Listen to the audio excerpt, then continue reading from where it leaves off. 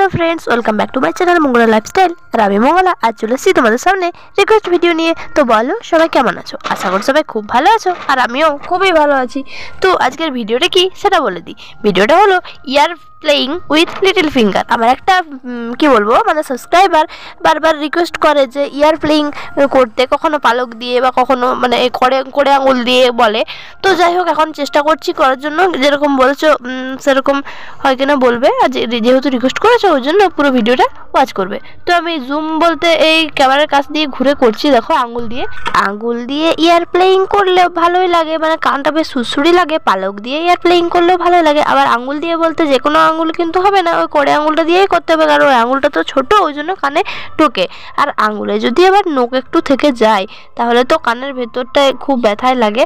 কারণ আমার দুটো হাতেই করে আঙুলগুলোতে নখ আছে, কম কম, বেশি নেই, কিন্তু সেটার জন্য বেশি লাগছে। কানে কিন্তু কোনো নোংরা নেই।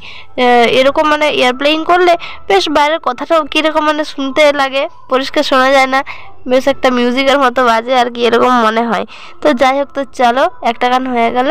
আর এই দিকের কানটা দেখছি, কানটায় আমার লাগছে বলে এই চোখগুলো একবার করে বন্ধ করে দিচ্ছি। কানে কিন্তু আমার কোনো নোংরা নেই। আর যদি বলো তো পরের বার মাস্টার অয়েল মানে সরষের তেল দিয়ে বা পালক দিয়েও করতে পারি, মানে সময় হয় না, ওই জন্য রিকোয়েস্টগুলো রাখা হয় না। রিকোয়েস্ট তো অনেকেই করে। তো ভিডিওটা কিন্তু আমি বেশি বড় করব না, ছোটোই করব।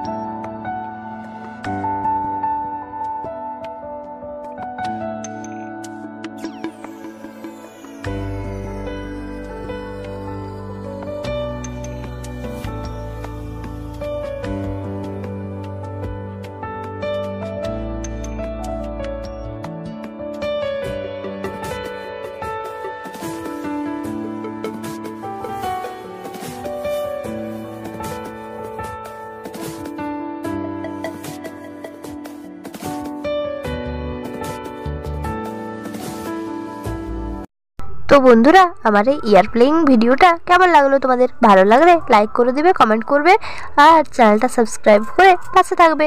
তো আসছি পরের ভিডিওতে। ততক্ষণ তোমরা সবাই ভালো থাকবে, সুস্থ থাকবে। বাই।